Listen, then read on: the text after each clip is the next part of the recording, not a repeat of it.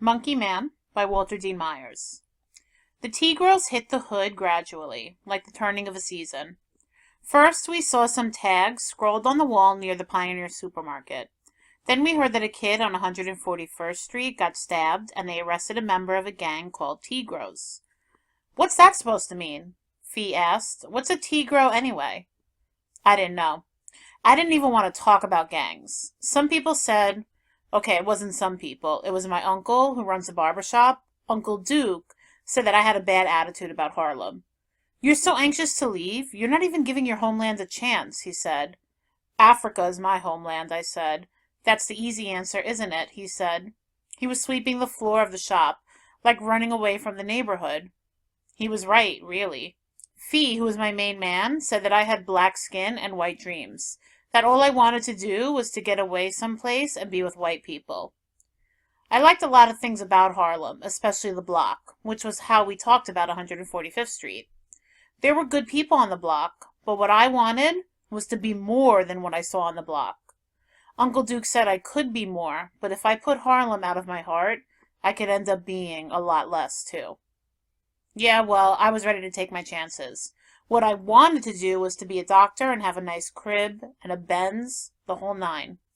Then the thing happened with Monkeyman. Monkeyman was always quiet. He was down with the books and everything, but he kept to himself a lot, and he didn't get into anybody else's business. We used to call him Monkeyman because sometimes he would go to the park, climb up into a tree, and sit up there and read all day. We weren't dissing him. We just gave him the tag and he seemed to like it, so it stuck. Anyway, the Tea Girls turned out to be a new gang that were trying to build a rep in the hood. They were biting all the stuff they read in the papers about wearing colors and flashing signs and whatnot. It wasn't a real big thing until they started terrorizing stores, and then they beat up a lot of people and stabbed that one kid. After that, you saw their tag all over the place, like stabbing a kid was something to be proud of. What usually happens when a new gang makes a scene is they jump bad as a posse for a while until they step too far and their leaders get busted. Then, when they realize that their reps and tattoos and colors don't keep them out of jail, they chill and their colors fade. But that hadn't happened yet with the Tigros. They were still wildin' and messing with people and putting out squad tracks. A squad track is when somebody messes with a posse and they let everyone know they're going to kick his butt. When the word comes down that a gang is after you, it's scary, and one of the reasons I wanted to leave the area. Okay, so here's what happened with Monkeyman and the Tigros. It started when one of the lady Tigros got into a beef with Peaches. The lady Tigros were just as bad as the dudes, and one of them slapped Peaches in the face. Peaches and the girl got into it pretty good, and Peaches won the fight. Then, on the way home, two of the lady Tigros went after Peaches, and one of them had a razor blade. Monkeyman was coming from school and had stopped off to buy a soda on the Ave. He saw the girl trying to cut Peaches, and he ran out and knocked the blade from the girl's hand. Bingo. Fight's over, because neither of those two girls wanted to mess with Peaches without a blade, and they weren't on their turf anyway. But one of the lady Tigros went to the same school as Monkeyman.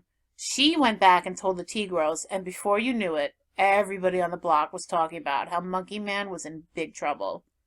There were signs painted on the walls, "Monkeyman must die," and "Monkeyman gotta fall." It was all signed by the Tigros. Uncle Duke saw Monkeyman in the barber shop and told him to lay low for a while.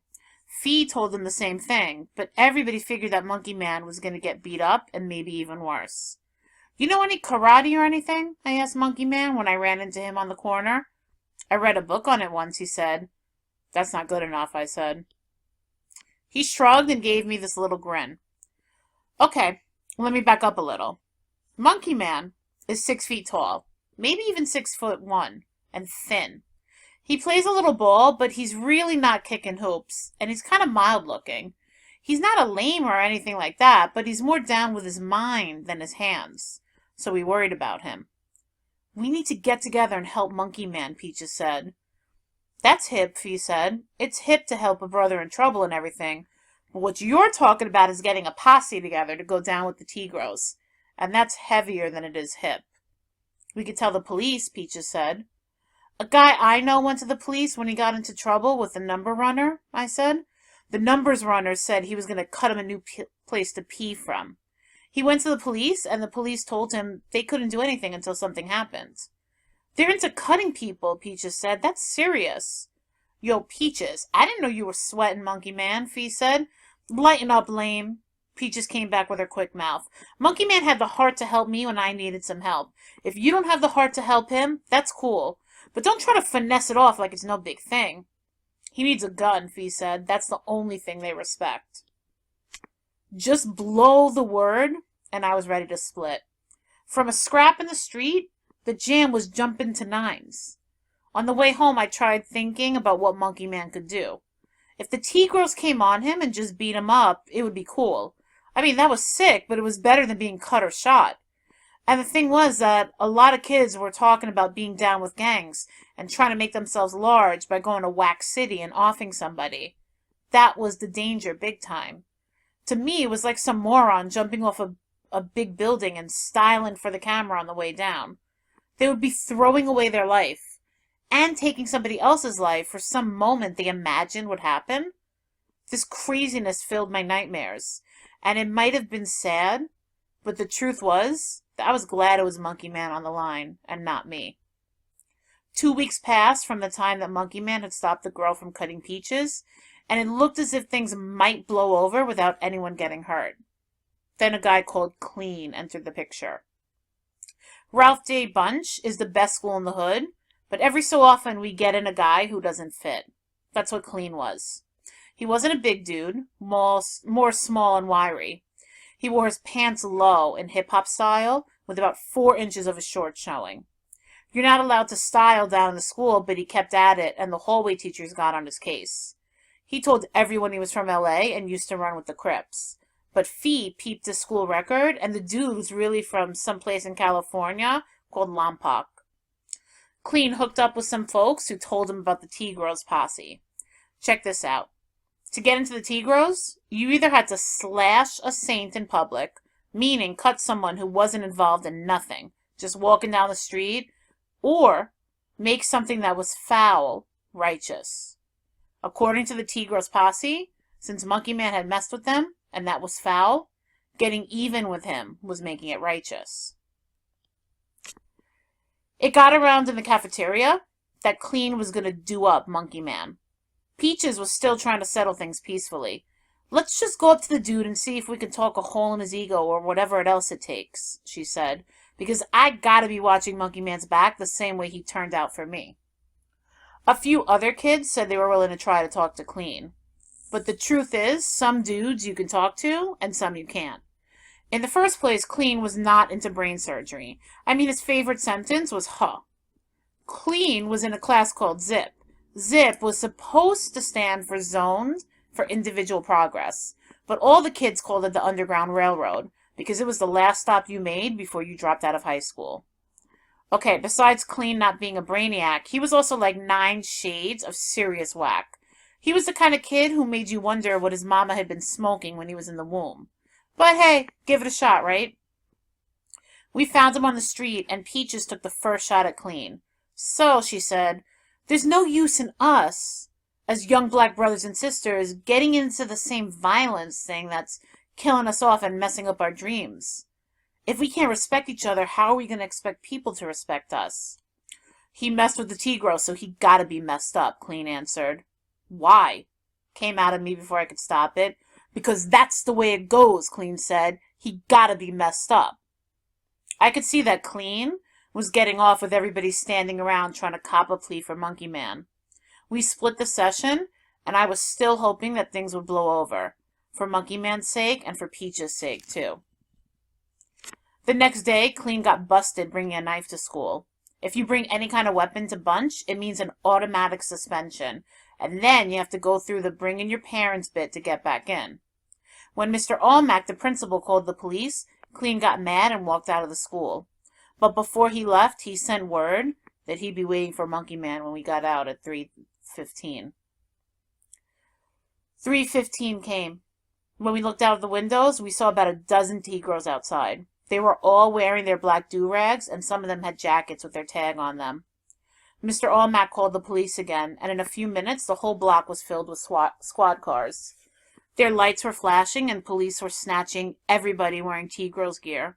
One of the T-Girls spotted Monkeyman and got up in his face. He said, "When we catch you, we'll cap you." "How about tomorrow night, 11 o'clock, in Jackie Robinson Memorial Park?" Monkeyman said. "Bet," the T-Girls dude said. "Tomorrow night in the park. Be there, sucker, and wear something that's going to look good at the autopsy." "And bring your whole posse," Monkeyman said. Whoa. Monkeyman had called out T-Girls big time. I grabbed his arm and we started walking away. If you're going to get into somebody's face, you gotta know they got a mind somewhere behind their eyebrows. Then maybe they'll do some heavy thinking and settle for a chill pill. "What you doing, Monkeyman?" I asked. "What's got to be done," Monkeyman said. "Just what's got to be done." The word bounced around. Be in the park to catch the go down at 11. Some kids said they didn't want any part of it. "Let's kidnap Monkeyman," Fee said. "He don't show and nothing can happen." It was all gums and teeth because nobody really knew what to do. I was all for dropping a dime to 911, but everyone else said no. "I'm going to be at the park," Peaches said. Fee said he would be too. So did Tommy Collins, Debbie, LaToya, Jamie, and me. I didn't want to show, but Peaches made it clear that anybody that didn't would be punking out.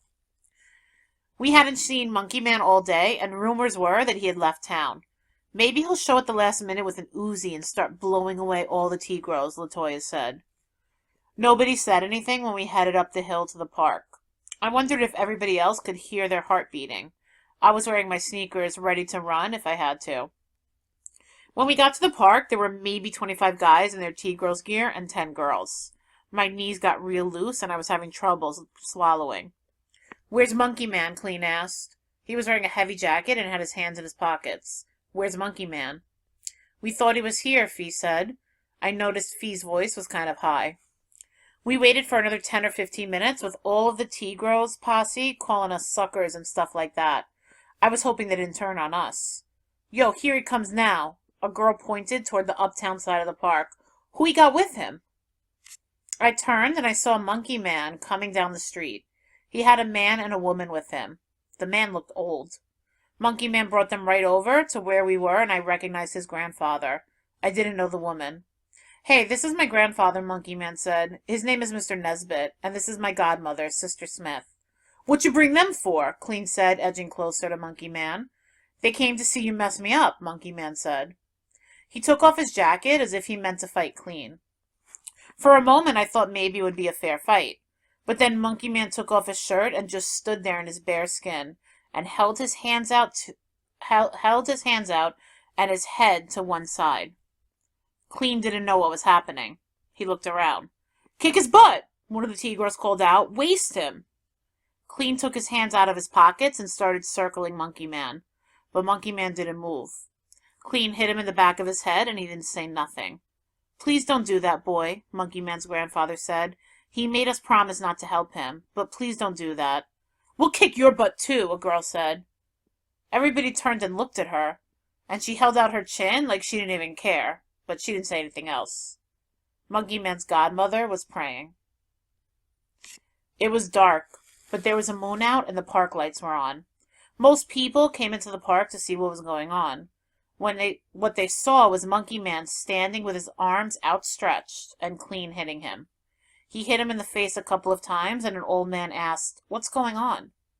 "That's the T-Girls gang," Fee said. "They're beating up Monkeyman because he stopped one of their girls from slashing somebody in the face." "I ought to kill you," Clean shouted. "They're just waiting for the police to come," another T-Girls guy said. It grew quiet. There had to be 50 people watching now. Watching Clean standing in front of Monkeyman, not knowing what to do. Watching the rest of the gang not knowing where to take it. Watching Monkeyman with his arms still out from his sides, his nose bleeding, his body quivering from the pain and from the growing cold. The high street lamps outside the park cast a pale glare on Monkeyman's dark skin. The shadow on the ground of Monkeyman's body being offered up for a beating was long and thin and disappeared into the shifting knot of people watching. "That's what's wrong with the neighborhood now," a man said. "We got it hard enough without this kind of thing." He ain't nothing but a punk. A short, squat guy stepped out from the T-Girls group. If he don't fight, he a punk. The T-Girls were outnumbered now and began drifting off. When they got down to the last 5 or so, someone yelled that the cops were coming, and they all ran. Monkeyman put on his shirt. His grandfather put his arm around him, and they started out of the park. The wind picked up a little, and I began to shiver. Around me, others were slowly starting to move, and I pulled my jacket shut and started home. I saw Monkeyman 2 days later. "You were wrong," I said. "You took a chance, and you could have been killed." "I was hurt," Monkeyman said. "I was hurt, but they were wrong, not me." "What if they had killed you?" I said. He just looked at me. "I know," he said. "I know." He said it with a sadness that just got all into me. He had been looking down, but now Monkeyman looked up right into my eyes, as if he expected me to say something that was right for the moment. I couldn't think of anything. "Yo, Monkeyman, what did you think was going to happen that night?" I asked. "I just thought that some people were going to show wrong, and some others were going to show right," he said. No matter what happened to me, everybody was going to know the difference." I couldn't see it. I wouldn't have let them beat on me like that. What I would have done, I don't know. It didn't end there. 3 weeks later, another guy in the T-Girls stabbed Monkeyman in the back. Monkeyman was in the hospital for 3 weeks, hanging on between life and death. But finally he made it. The guy who stabbed Monkeyman had been arrested before for possession of drugs and was on parole. They gave him 10 to 15 years for attempted murder. So Monkeyman got hurt, and the guy that hurt him would be in jail until he wasn't a kid anymore. It was all so scary, all so sad. I went to visit Monkeyman in the hospital. We talked about what was going on in the school and what was going on around the hood. "Man, I can't wait to go to college," I said. "I need to put some serious distance between me and 145th Street. How about you?" "I got accepted at an art school in Pittsburgh," he said. "When I get finished, I'll probably come back and open a studio or something. How about you?" "I don't know," I said. "When I get to be a doctor, maybe I'll come back and take care of guys like you." Monkeyman grinned. When I left, I looked back over everything that had happened. What he did in the park wasn't smart. As a matter of fact, it was dumb. Maybe. But as Peaches always said, when you have a friend like Monkeyman, somebody has to watch his back. I thought about what had happened in the park for months afterward. That night in the park, Monkeyman had seemed so small. But now, in my mind and in my heart, he has grown. Yeah, Monkeyman.